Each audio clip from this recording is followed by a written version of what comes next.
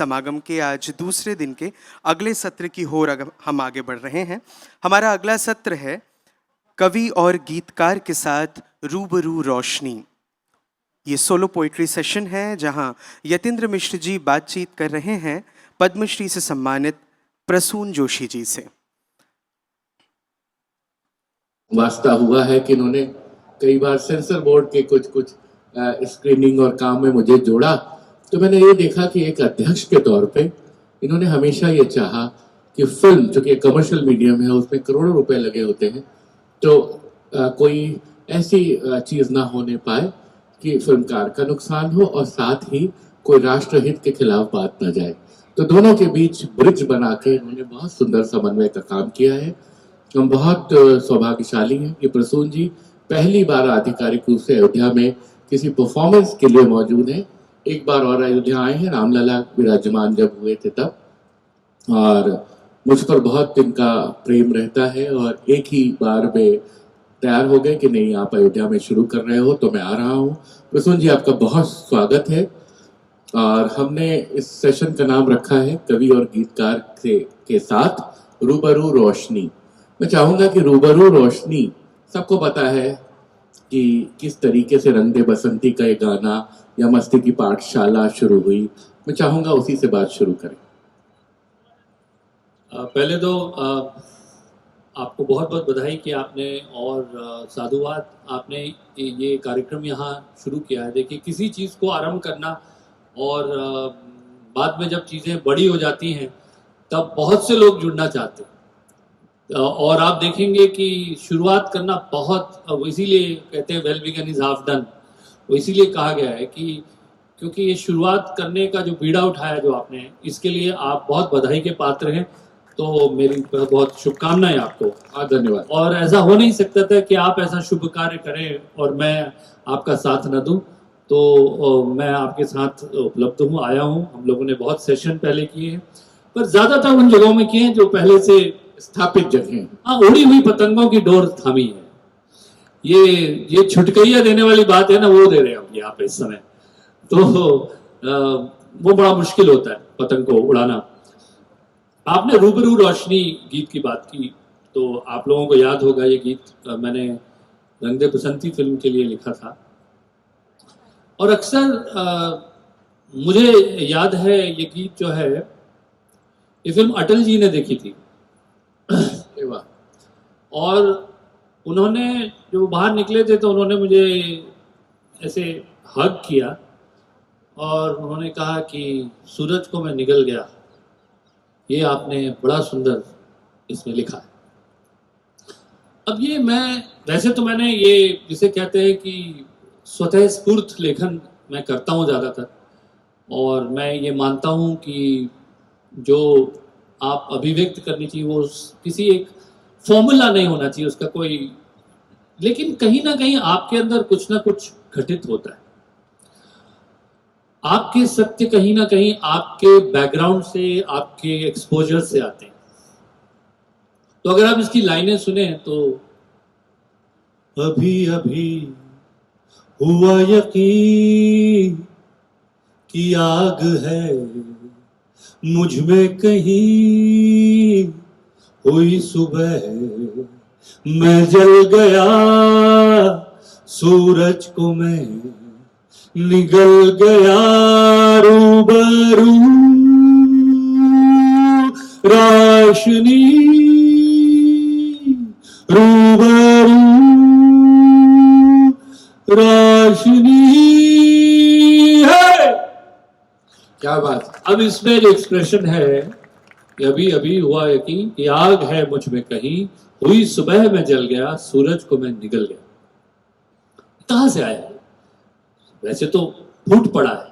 मुझे याद है यार रहमान जी ये बना रहे थे, हम साथ में उनके स्टूडियो में चेन्नई में थे, वहां मैंने कलम उठाई और ये लिख दिया। लेकिन ये कहां से आता है यतीन जी? मैं ये मानता हूं इसका श्रेय मैं हनुमान जी को और जामवंत जी को देता हूं, क्योंकि बचपन में कहीं आपने सुना था कि अपनी शक्तियों को जब हनुमान जी विस्मृत कर चुके थे, और वो भी और लोगों की तरह सोच रहे थे कि कैसे समुद्र पार होगा। उस समय उन्हें स्मरण कराना कि आप कौन हैं, और अभी अभी हुआ यकीन की आग है मुझ में कहीं, हुई सुबह मैं जल गया, सूरज को मैं निगल गया। ये बचपन में वो सूरज को निगल जाते थे, ये कहीं मेरे अवचेतन में रहा होगा, जो आज के मैं समझता हूं भाग्यशाली कि मैं आज के जनरेशन तक ये एक्सप्रेशन पहुंचा सका हूं। लेकिन इसकी जड़ें कहीं होती, हमें ये मानना होगा कि ये सब बिना जड़ों के नहीं होता। और मैं ये मानता हूं कि मैं पॉटेड प्लांट नहीं हूं, मैं I am not a potted plant, कि मैं गमले का पौधा नहीं हूं कि किसी भी बालकनी में लगा दें आप। मैं आंगन में उगा हुआ वृक्ष हूं जो अपनी जड़ों से ही जुड़ा हुआ रहता है, और वहीं से ऊर्जाएं मिलती है, वहीं से आपको स्फुरण मिलता है, वहीं से चेतना मिलती है। और ये सौभाग्य होता है कि मैं इस तरह की कोई चीज लोगों को पहुंचा सका। मैं ये भी मानता हूं कि आज भारत में सबसे ज्यादा आवश्यकता जो है, देखिए वर्ल्ड में बहुत आप सुनेंगे कि मोटिवेशनल स्पीकर्स बहुत बढ़ गए हैं। Motivational speakers, motivational speaker, motivational speaker, लेकिन सबसे बड़े मोटिवेशनल स्पीकर जो थे वो जामवंत जी थे। If he could motivate this entire episode, अगर आप सोचें तो क्या आज भारत के पास अपने जामवंत जी हैं? क्या हमारे पास जामवंत हैं अपने? क्या हमारे यूथ को जामवंत मिल रहे हैं जो उनकी भुजाओं पर उन्हें यकीन कराएं? या हम अब भी अपनी आलोचना में और अपने को विश्व की निगाहों से देखते हैं और तोलते हैं? क्या अपनी भुजाओं पर भारत को यकीन है?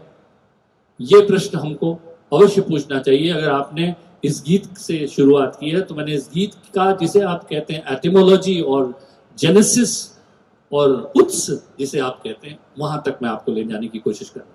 बहुत सुंदर, आपके गीतों की शुरुआत बहुत सुंदर गीतों से हुई।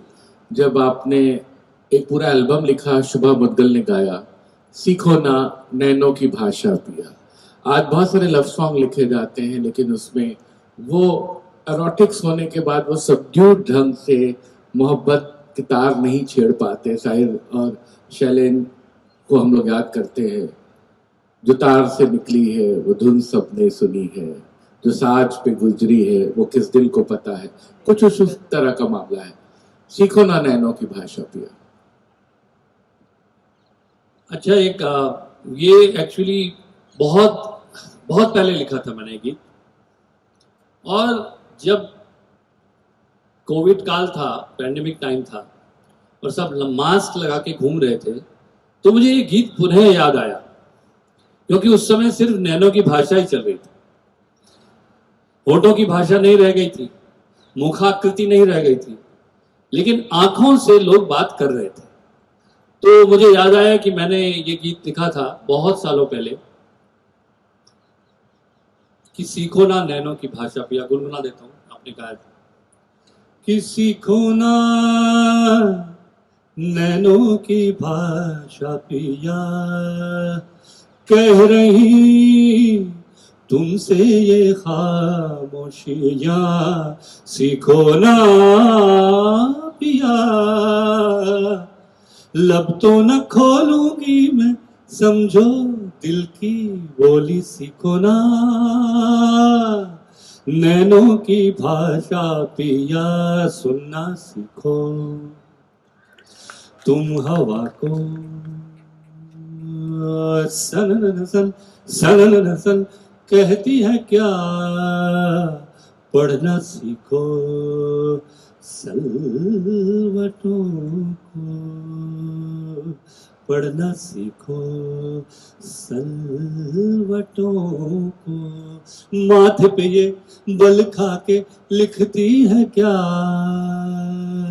आहटों की है अपनी जुबान, इनमें भी है एक दास्तां, जाओ जाओ जाओ जाओ जाओ पिया, सीखो ना नैनों की भाषा पिया।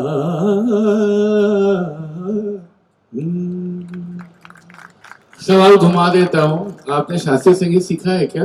खटका, मुर्की, गमक, तान, पलटा सब थोड़ा थोड़ा लगा रहे हैं। ये शास्त्रीय संगीत, शास्त्रीय ज्ञान या किसी भी तरह बिना आप ऐसा दुस्साहस नहीं कर सकते कि इस तरह की कॉम्पोजिशन को अटेम्प्ट करें।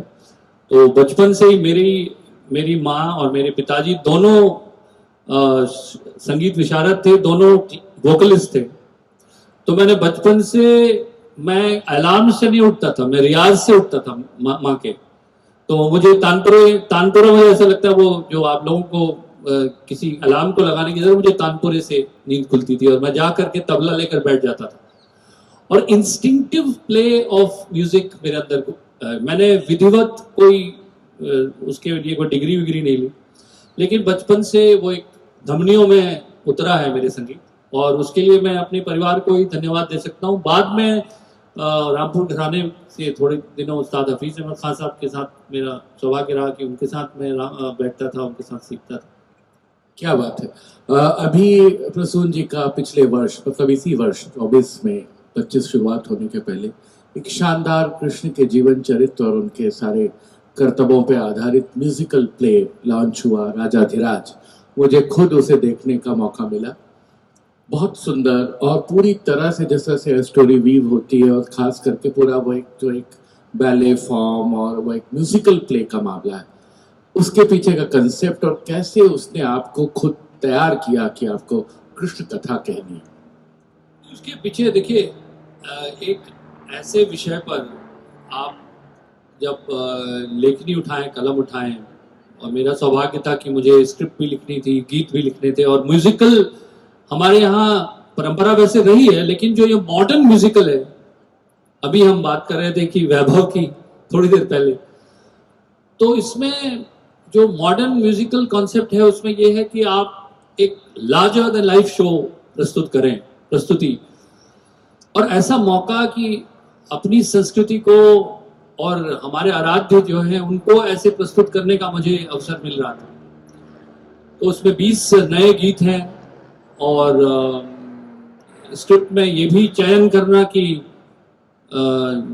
श्री कृष्ण के कौन से एपिसोड्स को रखा जाए। उनका तो जहां जाए वहां पे कृष्ण लीला हो रही है इस देश में, तो कृष्ण हर, तो इसका मैंने जब मुझे एक कहते हैं एक अनुभूति का क्षण होता है जब आप कलम में पहली बार लिखते हैं, तो जो मैंने पहली बार लिखा था वो मैं आपको, इससे आपको पता लगे ये कृष्ण का प्ले क्या है।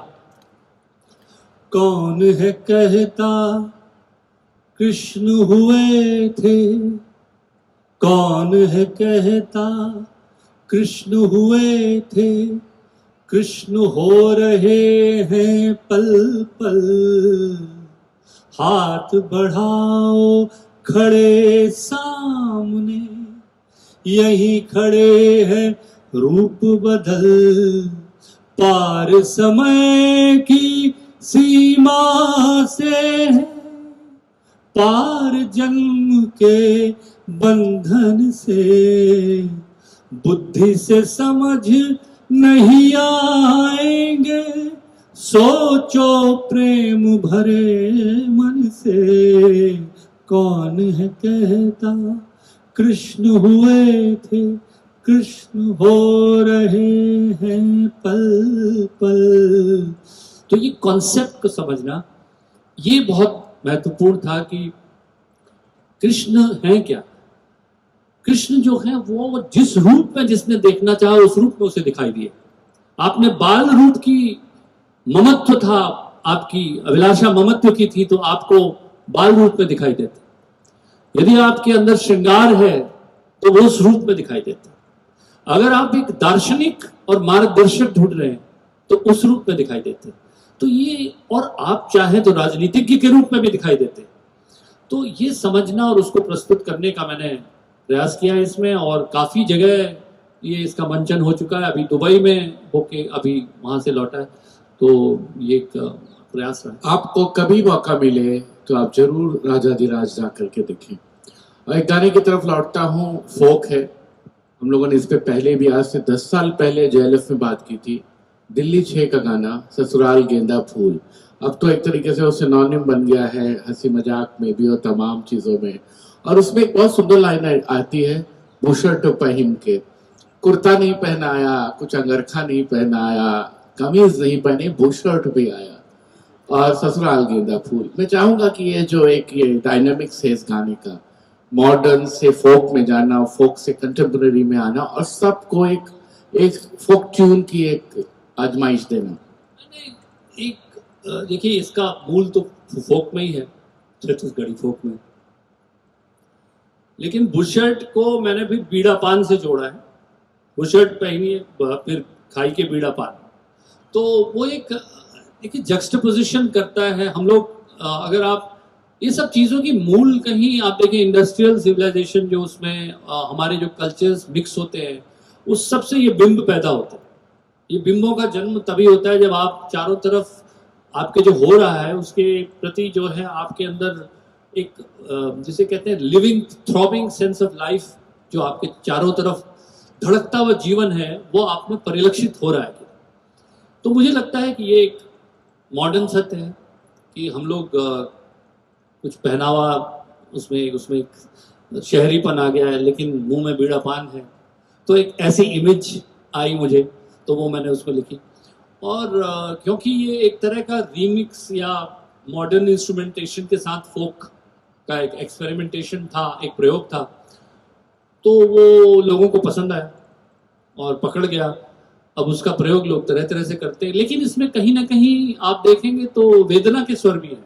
वही मैं कहना चाह रहा हूँ कि इसमें कहीं फन है, तो कहीं आपको लगेगा कि ससुराल को गेंदा फूल से कंपेयर करना है ना, और वो कैसे अपने परिवार को देख रही है एक नवविवाहित, तो उसका एक इमेज है वो। उसमें कहीं पर वेदना के स्वर हैं, कहीं उसमें श्रृंगार के स्वर हैं, कहीं उसमें लाड़ है, कहीं उसमें डांट है, कहीं झिड़क है।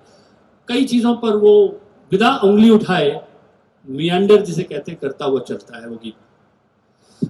एक सवाल और गीतों पे, फिर मैं कुछ वैसे सवाल करूंगा।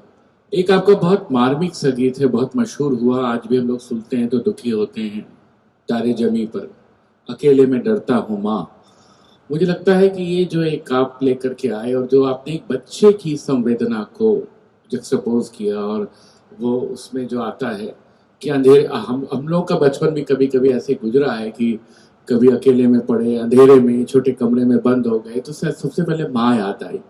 और वो पूरी तरीके से वो पैथोस नहीं क्रिएट करता, बल्कि एक एम्पैथी क्रिएट करता है, समानानुभूति। मैं चाहूंगा कि उस पर कुछ बात करें।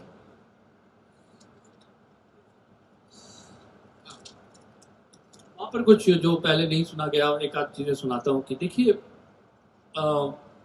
मैंने माँ पर बहुत लिखा, तारे ज़मीं पर आपने, मैं अंधेरे से डरता हूँ मैं माँ आपने सुना, लुक्का छुपी बहुत हुई, मैंने एक और गीत लिखा,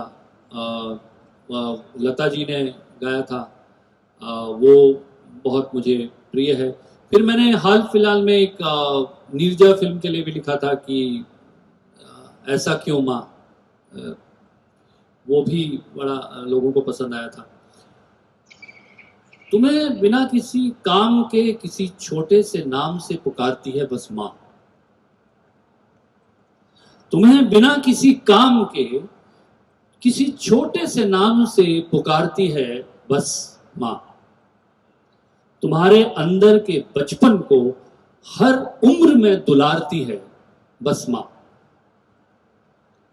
तुम्हारे अस्तित्व के सिंचन में, तुम्हारे सूक्ष्म के कंपन में, तुम्हारे अस्तित्व के सिंचन में, तुम्हारे सूक्ष्म के कंपन में सदा रहती है बस माँ। तुम्हारी रुकी हुई झील में चंचल सी नदी फूंक सकती है बस माँ। तुम्हारी रुकी हुई झील में चंचल सी नदी फूंक सकती है बस माँ। तुम्हारे बहने के लिए माँ को तुम में रहना ही होता है। तुम्हारे बहने के लिए माँ को तुम में रहना ही होता है।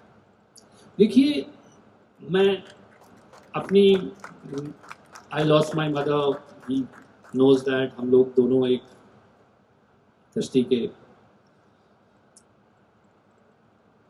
ये माँ का जो होना है वही आपके बचपन को जिंदा रखता है। आपके अंदर का बचपन जो है तभी है जब आप माँ की कल्पना करते हैं, क्योंकि जो शरारत आप माँ के सामने कर सकते हैं वो शरारत माँ के बिना नहीं कर सकते। माँ के बिना आप बड़े हैं, आप रिस्पॉन्सिबल हैं। माँ की उपस्थिति में आप चंचल हैं। सो आपके शरारत के लिए माँ का हाथ बहुत जरूरी है। और आपके अंदर अगर बचपन नहीं रह जाता तो आपके अंदर जीवन का स्पंदन नहीं रह जाता। हम कहते हैं ना कि वो बड़े आध्यात्मिक हो गए, परमहंस हो गए, बचपन जैसे उनके अंदर बच्चे जैसे हो गए। आप ये सोचिए हम कितना उसकी वैल्यू है हमारे समाज में, हमारी संस्कृति में, कि वो बच्चे जैसी का स्वाभाविक उच्छ्वास, उसकी जो हम वैल्यू करते हैं। लेकिन उसके लिए शर्त यह है कि माँ हो। ये मैं कहना चाह रहा हूं इसमें, इस कविता में।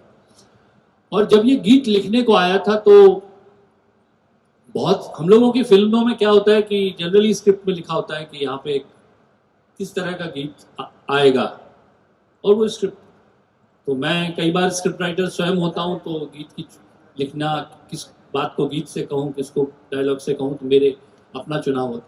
पर यहाँ पे स्क्रिप्ट थी और वहाँ लिखा था सेपरेशन सॉन्ग।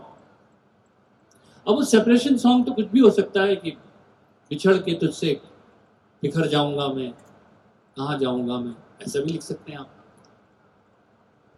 लेकिन मुझे बार बार लगता था कि मैं कुछ ऐसा इसमें लिखूं जो मेरा पर्सनल फीलिंग हो। मैं कोशिश करता हूँ गीतों को एक अवसर की तरह, अपॉर्चुनिटी की तरह अपनी भावनाओं को व्यक्त करने की। तो मुझे एक दिन लगा कि मैं बचपन में अपने पहुंच गया। मेरी मदर टीचर थी, तो उनको टीचर्स ट्रेनिंग प्रोग्राम में बुलाया गया था। तो मैं पहली बार माँ से अलग हो रहा था। उन्होंने कहा तुम ठीक रहोगे। हाँ, और मैं, जैसे कि बच्चे लड़के होते हैं ना, उनको हमारे कहा कि ब्रेव बनते हैं, तो मैं उस फीलिंग पर पहुंचा। मैंने कहा तब मुझे क्या लगा था, तब मुझे यही लगा था जो मैंने इस गीत में लिखा है कि मैं कभी बतलाता नहीं पर अंधेरे से डरता हूं मैं मां। यूं तो मैं दिखलाता नहीं तेरी परवाह करता हूं मैं मां, तुझे सब है पता है ना मां। फिर मैंने लिखा था इसमें, जब भी कभी पापा मुझे जो जोर से झूला झुलाते हैं मां, मेरी नजर ढूंढे तुझे, सोचूं यही तू आके थामेगी मां। उनसे मैं ये कहता नहीं पर सहम जाता हूं मां, चेहरे पे आने देता नहीं, दिल ही दिल में घबराता हूं मां।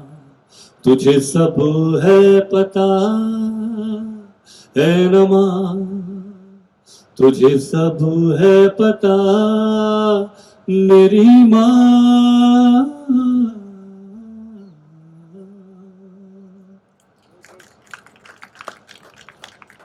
आज के दौर में जब एआई और तमाम सारे चैट जीपीटी का जमाना आ गया, आपको क्या लगता है कि गीतों की जो मुलायमियत है, गीतों का जो ठेठ देसीपन है, जो ओरिजिनलिटी है, वो बचने वाली है?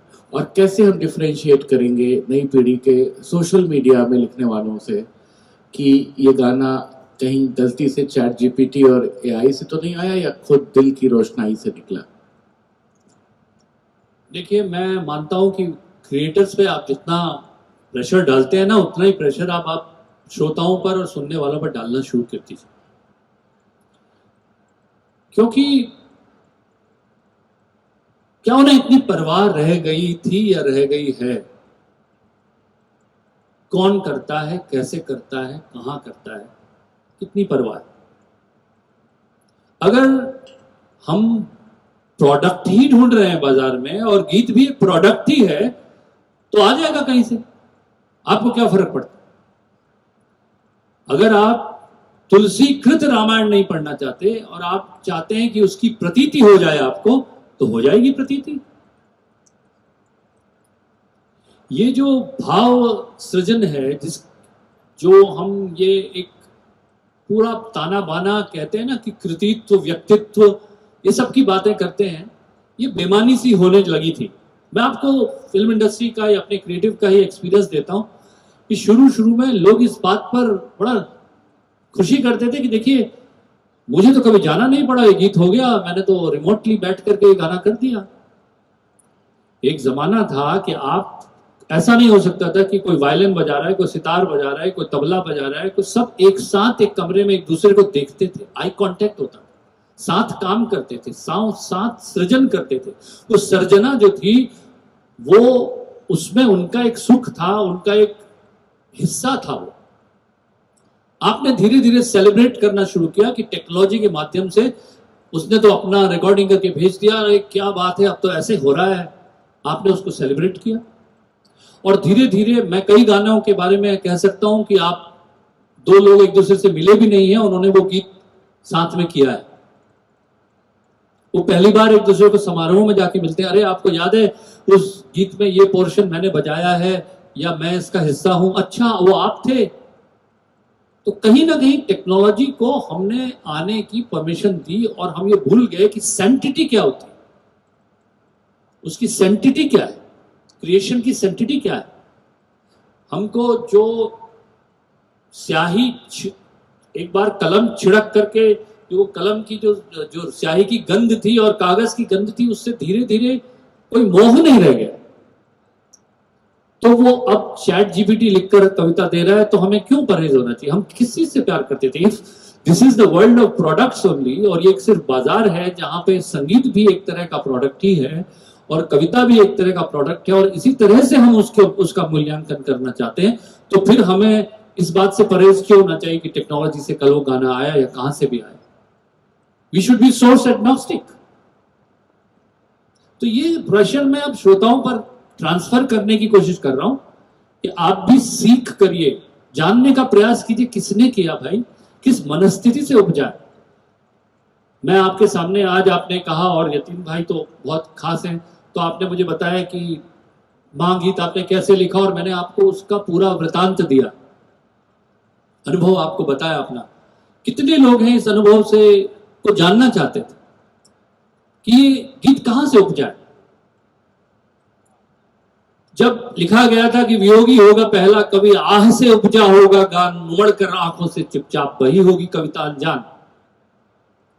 तो ये, इसकी परवाह जब समाज करता है तो ये दो तरफा ट्रैफिक होना चाहिए कि कैसे बनेगा, क्यों बना रहे हैं, बना रहे हैं, लेकिन लोग सुन रहे हैं। और ऐसा हो रहा है कि ऐसे गीत आप आ रहे हैं जो किसी भी ह्यूमन इंटरवेंशन उसमें है ही नहीं, कोई ह्यूमंस इन्वॉल्व ही नहीं है उसको, ना उसको लिखने में, ना उसको कंपोज करने में, ना उसको गाने में। आपके सामने आएंगे, आपको लगेगा कि अगर आपको परवाह नहीं है कि आप जाने उसके बारे में, और धीरे धीरे ये रिश्ता टूटता चला जाएगा। और ये रिश्ता धीरे धीरे, वैसे भी फिल्म मेकिंग में आज लोग पूछ रहे हैं कि फिल्में क्यों नहीं चल रही। कई लोग मुझसे पूछते हैं भाई क्या हो रहा है, फिल्में नहीं चल रही। और कई लोग इस बात पर डिस्कशन अब करना शुरू कर रहे हैं कि क्या फिल्म मेकर और क्रिएटर और सुनने वाले, क्या ये देखने वालों का रिश्ता कमजोर हो रहा है? मुझे लगता हो रहा है। जब तक आप जीवन से जुड़े यथार्थों को सामने नहीं रखेंगे। आज भारत एक परिवर्तन के दौर से गुजर रहा है। कुछ लोग उस परिवर्तन से आंख मूंद लेना चाहते हैं। यदि उस परिवर्तन को आप देखेंगे नहीं और परिलक्षित नहीं करेंगे, लेखन में नहीं उतरेगा, कविता में नहीं उतरेगा, सृजन में नहीं उतरेगा, और आप ये सोचें कि मेरा सृजन जो है वो सस्पेंडेड रियलिटी हो, उसे लोग देखें। आज लोगों के पास वो फ्राइडे नहीं रह गया कि वो इंतजार कर रहे हैं कि मैं क्या देखूंगा। उस दिन एक शो होता है जिसे कहते हैं स्नैकिंग। माँ छोले बनाती है और बच्चे को फोन करती है, बेटा जल्दी घर आ जाना, आज छोले बना रही तेरी पसंद के, और वो जल्दी आता है। क्योंकि उसको छोला खाना है अपनी माँ के हाथ का बना हुआ, दाल खानी अपने माँ के हाथ की बनी हुई, वो स्पेशल डिश उसके लिए जरूरी है। लेकिन आज के जमाने में वो सुबह वड़ा पाव खा रहा है, दिन में पिज्जा खा रहा है, शाम तक वो जब तक घर आता है तब तक वो बिल्कुल उस बदहजमी का शिकार हो चुका है। तो आज हमारी जो ऑडियंस है वो कंटेंट की बदहजमी का शिकार है। सुबह से शाम तक व्हाट्सएप पे, यूट्यूब पे इतना कंटेंट वो देख चुका है कि उसको अब बदहजमी हो गई है, डकारें आ रही हैं। अब आप उसे कह रहे हैं एक फिल्म दिखाएंगे तुझे, वो कह रहा है भैया मेरे पास अब ऐसा वो नहीं रहेगी, शक्ति नहीं रहेगी पचाने की। ये सब समझने की आवश्यकता है कि आप जो उससे डील कर रहे हैं, film watching is a informed choice. आज ये बहुत सोच समझ कर तय करके वो फिल्म देखने जाता है। तो इस यथार्थ को आपने फिल्म से जोड़ा, संगीत से जोड़ा, ये एक नई दुनिया है। इसके बाद इसमें हमें मिलकर, ऑडियंस को और क्रिएटर्स को मिलकर ये तय करना है कि हम क्या देखना चाहते हैं और क्या बनेगा। एक आखिरी सवाल, उसके बाद आपका कविता पाठ, और उसके बाद मैं ओपन कर दूंगा कि गेस्ट साहब से सवाल करें। आपके सीधे मुखातिब हैं जो कि रूबरू रोशनी सामने बैठी हुई है। कौन सा, जब फिल्म इंडस्ट्री में आप आए और आपने बहुत मकबूल स्थान बनाया, कौन सा म्यूजिक डायरेक्टर ऐसा है जिसके साथ काम करने की तमन्ना अधूरी रह गई, और पर्टिकुलर उसका कौन सा सॉन्ग या कौन सा फिल्म था जिसके लिए आपको लगता कि अगर आप टाइम मशीन को घुमाते तो इसके लिए आप लिखते? वो इस युग में कोशिश मेरी रही है कि मैं जितने भी हमारे कंटेम्प्रेरी म्यूजिक डायरेक्टर्स हैं उनके साथ मेरा उठना बैठना रहे, कुछ ना कुछ काम हो। ज़्यादातर काम मेरा AR रहमान के साथ, शंकर एहसान लॉय के साथ और जतिन ललित के साथ, इनके साथ मेरा ज़्यादा रहा है। विशाल शेखर, बस वैसे काम तो बहुत किया है। लेकिन जो लेजेंडरी पुराने, जैसे नौशाद साहब हैं या मदन मोहन जी हैं, ये जो पुराने उस जमाने के जो संगीत बनाने वाले थे, और मैं उनके एक्सपीरियंसेस भी सुनता हूँ। SD बर्मन हैं, तो ऐसा लगता है कि एक किसी तरह से एक रेल्म में होते थे वो, एक जादुई संसार में होते थे। ये आज का युग जो है, इसमें बैठकें जो कम हुई है ना, वो मैं मिस करता हूँ। मैं सोचता हूँ उस युग में होते तो शायद डूब कर काम ज्यादा होता। डूब के तो आज भी करते हैं हम लोग, लेकिन टेक्नोलॉजी ने बहुत ज्यादा आसान कर दिया, तो शायद इतना आसान नहीं होता। तो उस जमाने के संगीतकारों के साथ में काम करना चाहिए। कविता पाठ।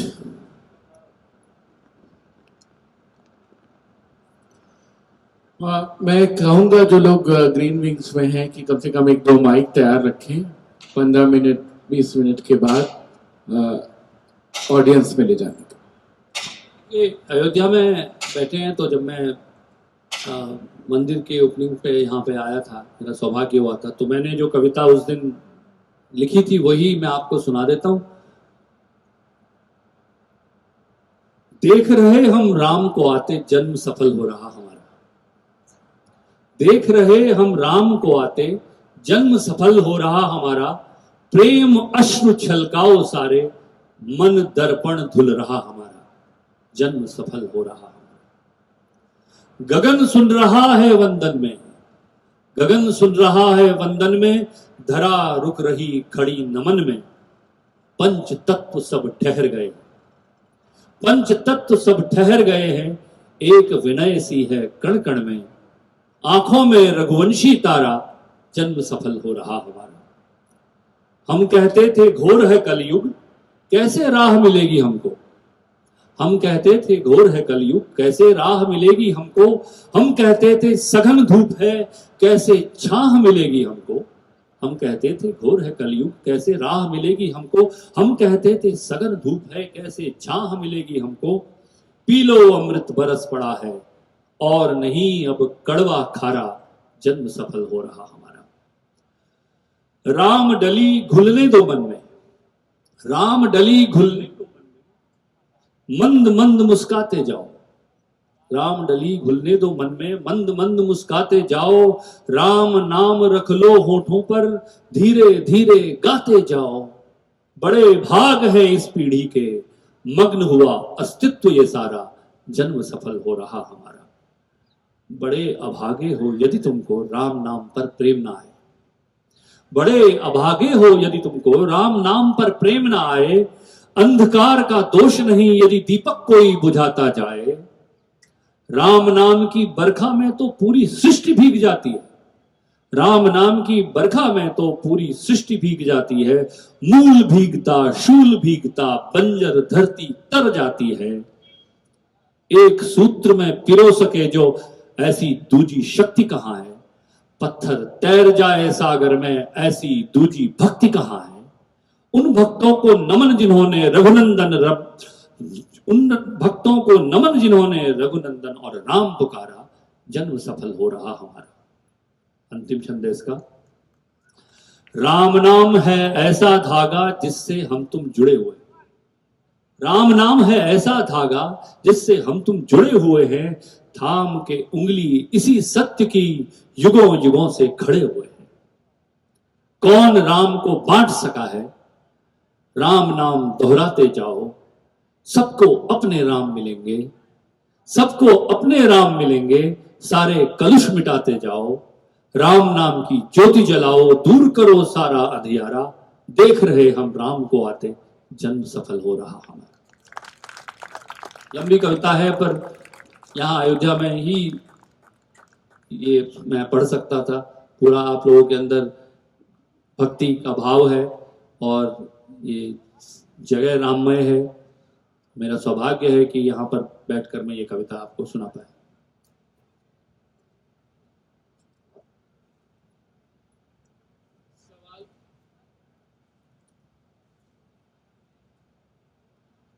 माइक भेज दीजिए प्लीज। मैं ऐसा कवि नहीं बनना चाहता जो छोड़ नहीं रहा है, जाने नहीं दे रहा है। वो कहते हैं ना कि थोड़ा प्यासा छोड़ देना जरूरी है, बल्कि पानी पिला के प्यास बुझा नहीं देनी चाहिए।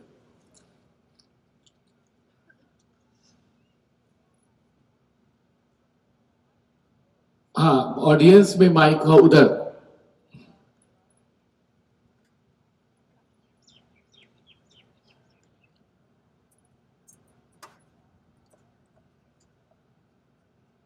Hello, good evening sir. Sir मैं पूछना चाहता हूँ कि जैसे एंग्री यंग मैन करके अभी एक डॉक्यूमेंट्री बनी थी सलीम जी जावेद जी पे, और अभी किशोर कुमार जी पे पिक्चर बन रही है, तो ऐसे लिरिक्स राइटर्स पे डॉक्यूमेंट्रीज और मूवी अब तक बॉलीवुड में बहुत क्यों नहीं बनी? नहीं, बहुत अच्छा आपका ये विचार है और ये मैं विचार आपका पहुंचा दूंगा कि बनना चाहिए। मैं मुझसे आप पूछ रहे हैं तो मैं कहूँगा बिल्कुल जल्दी शुरू कर दी जाए और आपको इसका श्रेय दिया जाए कि आपने यहाँ सवाल उठाया था और मैं आपका सवाल पहुंचा दूंगा लोगों तक। Thank you sir, thank you.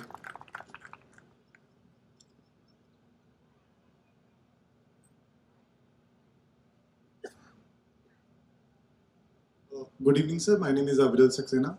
I also come from a literature background. मैं आपको सुन रहा था तो दो सवाल मैंने पिन डाउन किए हैं जो मैं आपसे पूछना चाहूँगा। बॉलीवुड में जो एक इंस्टेंट ग्रेटिफिकेशन का जो एरा चल रहा है जिसकी आप भी बात कर रहे थे, इसमें आपको लगता है कि बॉलीवुड इनफ स्पेस दे रहा है लिरिकल डेप्थ के लिए आज राइटर्स को? उसके बारे में आपका सर क्या ख्याल है? और दूसरा, जो रीमिक्स कल्चर का जो ट्रेंड चल रहा है जिसमें पुराने ओरिजिनल गानों को रीमिक्स करके आज प्रस्तुत किया जा रहा है, उसके बारे में आप सर क्या कहना चाहेंगे? पहला सवाल आपका है कि ये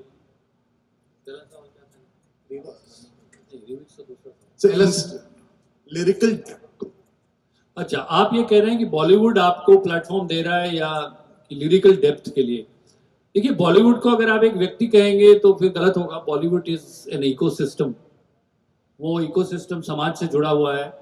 लिरिकल डेप्थ क्या हम ढूंढ रहे हैं? मैंने कहा कि ना कि बॉलीवुड पर दोषारोपण या उसी को पंचिंग बैग बनाने की जगह अगर हम थोड़ा सा समझें कि ये इकोसिस्टम क्या है, क्या ऑडियंस लिरिकल डेप्थ ढूंढ रही है। मैं आपको अपने अनुभव से बता सकता हूं कि देखिए, गाने में मुखड़ा और अंतरा होता है। अंतरे तक बहुत कम लोग हैं जो आज अंतरा सुन रहे हैं या ढूंढ रहे हैं। जो उसका शुरू का मुखड़ा या पंच लाइन है, हुक फ्रेज है, वहीं पर खत्म हो जा रहा है।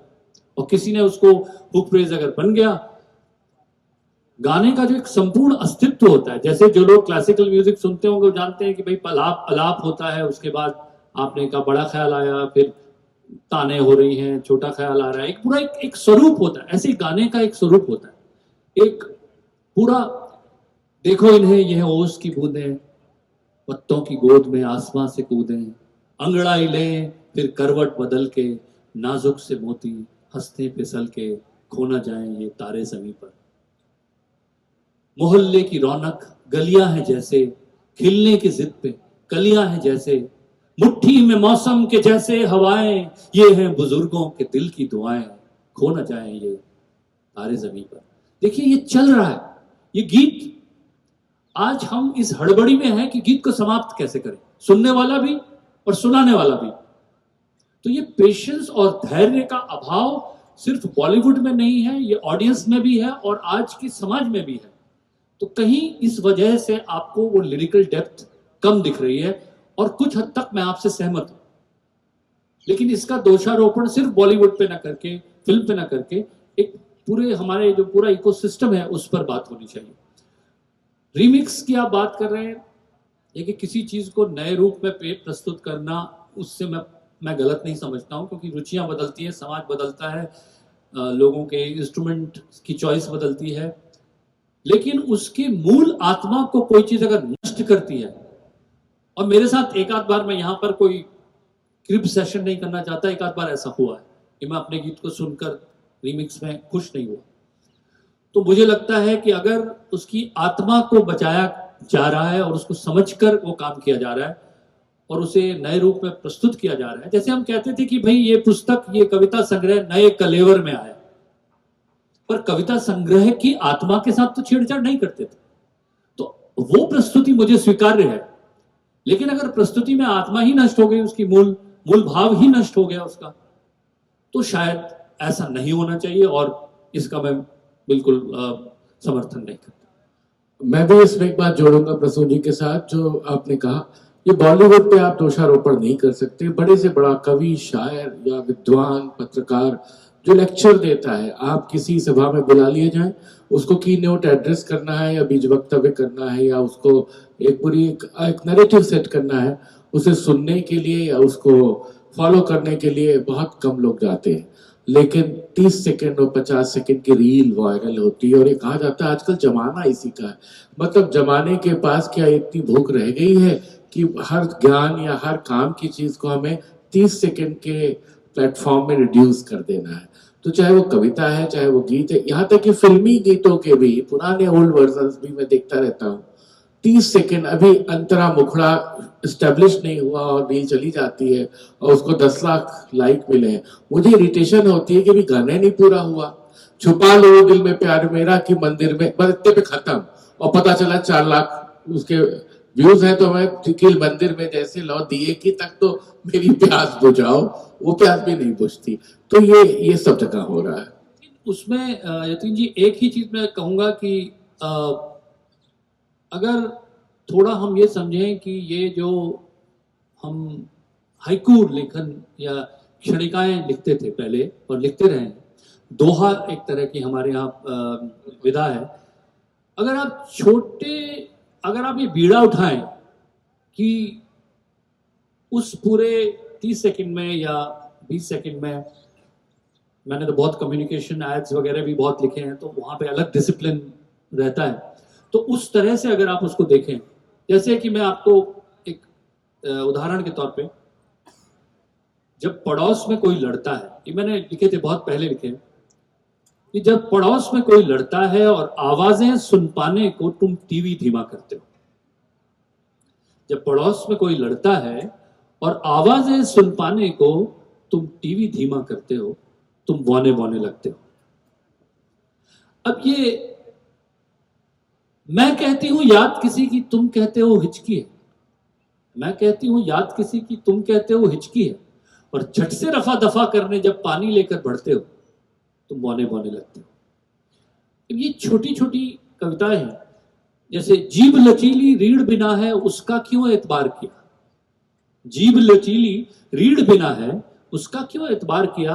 आंख में झांको दर्पण है एक, साफ साफ दिख जाएगा। अब ये छोटी कविताएं हैं, लेकिन ये अपने आप में संपूर्ण हैं, और इस तरह से अगर लिखा जाए तो शायद उस विधा के साथ न्याय होगा। और आज के, लेकिन जो ये कह रहे हैं जिसे ट्रंकेटेड वर्जन कहते हैं, उसको कहीं से भी काट दिया और कहीं से भी डाल दिया और उसकी मूल आत्मा को नष्ट कर दिया, ये स्वीकार्य नहीं। वही बात। हेलो, मेरा नाम गौरव मिश्रा है और मैं प्रसून जी को धन्यवाद देना चाहूँगा कि रंग दे बसंती की वजह से मेरी फिल्म मेकिंग की पढ़ाई हुई। लगभग 2 दिन में 3 बार फिल्म देखी, फिर ये लगा कि फिल्म सीखनी है।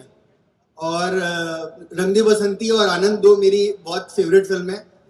और मेरी यतीन भैया से बात चल रही थी कि हम लोग गीतकारों को लेके कोई बिल्कुल बिल्कुल, अगर आप लोग जुड़े हैं और आप इस मंशा से कर रहे हैं तो मैं आपके साथ हूँ। और मुझे लगता है कि हमारे देश में गीत का बहुत ही बड़ा योगदान होता है। मतलब पूरी फिल्म उस पर जीवित रहती है। लोग फिल्म भूल जाते हैं, लेकिन वो गीत जैसे कहते हैं स्तंभों की तरह रहता है। मैं तो कई अपने गीतों को समझता हूँ फिल्मों से भी और बड़ा जीवन। तारे ज़मीं पर मैं समझता हूँ कि वो अपना अस्तित्व रखते हैं वो गीत। दिल्ली 6 के कुछ गीत हैं जो अपना, मुझे लगता है अपना ही अस्तित्व रखते हैं, कि रहना तू है जैसा तू, उसका अपना एक अस्तित्व है। तो मुझे लगता है हमारे यहाँ गीतों की जो परंपरा है वो बहुत बड़ी है, बहुत विशाल है। और हमारे यहाँ गीतों के माध्यम से दर्शन जीवित रहा है, आम लोगों में जीवन दर्शन गीतों के माध्यम से जीवित रहा है। तो उस पर काम होगा, तो मैं उसके साथ हूँ। हम लोग ने इस सेगमेंट का नाम थैंक यू सिनेमा दिया है, तो अब आपसे शुरू करेंगे फिर हम लोग। बिल्कुल स्वागत है। ये आखिरी सवाल है। हाँ, प्रसून जी, आप जब रूबरू रोशनी की बात कर रहे थे तो आपने कहा सूरज हूँ मैं निगल गया, सूरज को मैं निगल गया, ये अवचेतन में कहीं रहा होगा और वहां से वो बात आई होगी। इसी तरीके से तारे ज़मीं पर का जो टाइटल ट्रैक है वो भी अवचेतन में कुछ कुछ उसके सेगमेंट्स रहे होंगे। सवाल यह है कि जब कोई सिचुएशन गीतकार को दी जाती है या वो कविता जब लिख रहा होता है, तो जो कल्पना है वो कल्पना भी क्या कहीं ना कहीं अवचेतन से ही जन्म ले रही होती है, और अवचेतन का उसमें कितना योगदान रहता है, और कितना अवचेतन से कोई भी गीतकार या कवि लड़ पाता है कि उसकी छाया उसमें दिखलाई ना पड़े। बहुत अच्छा सवाल है।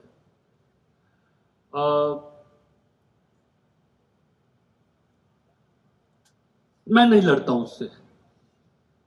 आपका सवाल बहुत ठीक है।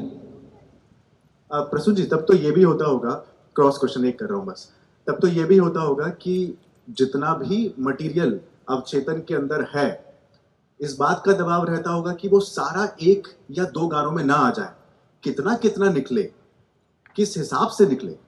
गणित नहीं करता।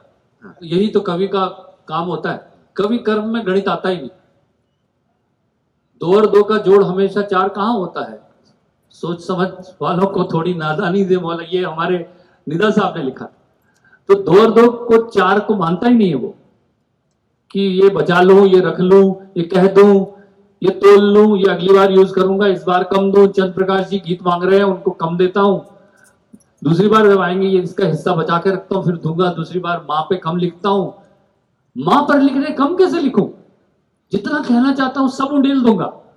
और यही तो आपको कहीं ना कहीं इस देश की आध्यात्मिक परंपरा से सीखना है कि we plug in ourselves into the source which is infinite. हम अनंत से जुड़े हुए हैं, और ये जो आप हैं, आप भी अनंत रूप से घटित हो रहे हैं। We never step into the same river twice.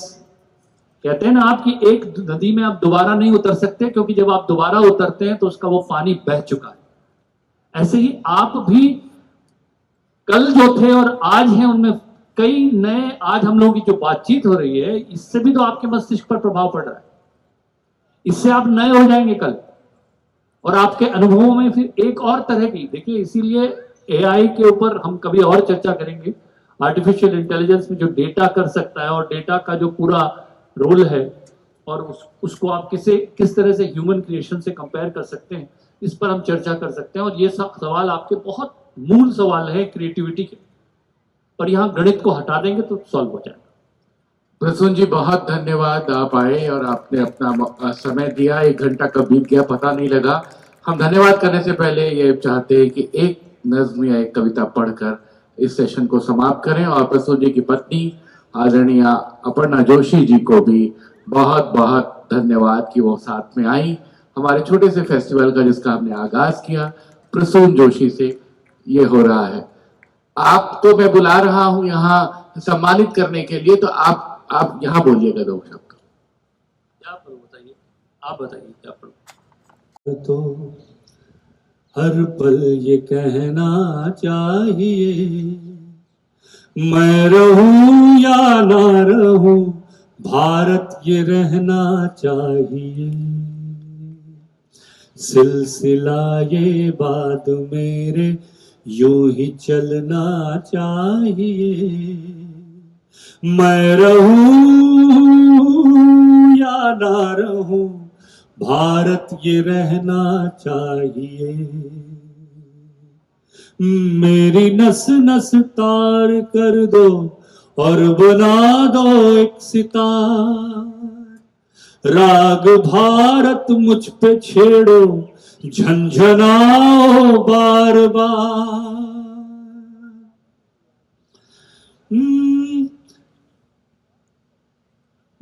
देश से ये प्रेम आंखों से छलकना चाहिए, मैं रहूं या ना रहूं भारत ये रहना चाहिए। बहुत आभार, बहुत धन्यवाद प्रसून जी। इस टाइमलेस अयोध्या के दूसरे दिन का अंतिम सत्र मैं बहुत प्रसन्न हूँ। आप लोग नीचे प्रसून ने फैजाबाद की एक लेखिका पूनम सूद जी मौजूद है, उनकी पुस्तकें भी उपलब्ध हैं। जब तक फेस्टिवल है आप उनसे मिलके उनकी किताबों के सिग्नेचर ले सकते हैं। बहुत धन्यवाद प्रसून भाई, बहुत धन्यवाद अपर्णा जी। और एवं पद्मश्री से सम्मानित आदरणीय प्रसून जोशी जी को timeless Ayodhya literature and arts festival जी बहुत बहुत धन्यवाद आपका। It was a great, I was looking at you and reading all the time.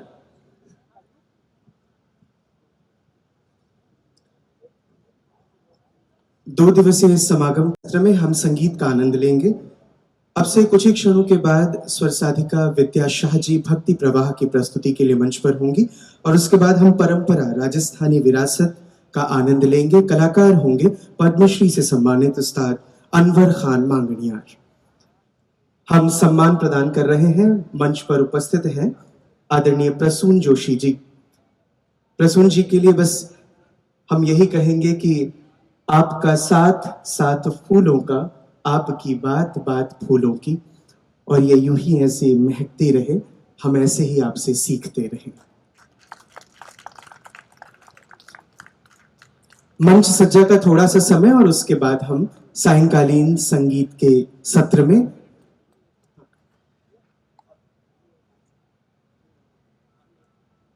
Hello.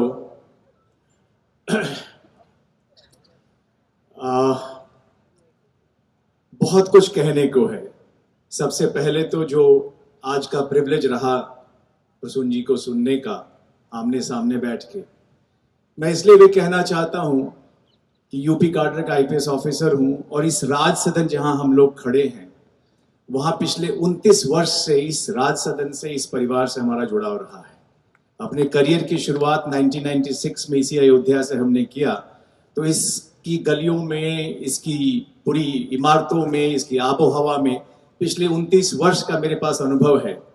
और यतीन्द्र को सबसे खुशी होती है यतीन्द्र को देख के कि 29 साल पहले के एक युवा को जिस तरीके से हमने परिपक्व होते देखा और जो इनकी एक छतरी बनी है साहित्य के और कला के क्षेत्र में, जिस तरीके से इन्होंने अपनी एक पहचान बनाई है, मन हर्षित होता है, मन प्रसन्न होता है कि हम एक ऐसे युवा से जुड़े हुए हैं। बड़े भाई छोटे भाई का हमारा इनका हमेशा से रिश्ता रहा। एक सेंस ऑफ प्राइड है, एक सेंस ऑफ प्रिविलेज है कि जिस तरीके से इन्होंने अपने आप का इवोल्यूशन किया है, अपने आप को ग्रो किया है, और सिर्फ उत्तर प्रदेश में नहीं पूरे भारतवर्ष में, इवन बियॉन्ड अपने राष्ट्र के भी आपने एक अपनी पहचान बनाई और लगातार आप एक्टिव रहते हैं। और जो आपने ये बीड़ा उठाया अयोध्या की धरती पर, पिछले साल जनवरी के महीने में रामलला साक्षात नवनिर्मित मंदिर में विराजमान हुए। मैं तो 1996 से उनको छतरी वाले रामलला से देख रहा हूं, तो वो एक एक नया मुकाम आया, एक नई पहचान आई। लेकिन जिस तरीके से कला के क्षेत्र में, साहित्य के क्षेत्र में यतीन्द्र ने एक अभिनव प्रयास करके एक फेस्टिवल का आयोजन यहाँ पे किया और आपको बुलाया, और आपने, मैं उसी चीज को देख रहा था, जो आप दोनों के बीच का जो संबंध है, जो भाव है, आपने बुलाया और आपने कहा कि मैं, जब आपने कहा तो मुझे तो आना ही था। तो पूरा अयोध्या आपका आभारी है प्रसून जोशी साहब कि आपने हमारे युवराज के निमंत्रण को स्वीकारा और आप आए और अयोध्या की धरती पे। इन्होंने राजाधिराज लिखा है कृष्ण पे और ये युवराज लिखेंगे श्री राम पे, इसलिए किसी और का अधिकार नहीं हो सकता उस टाइटल पे।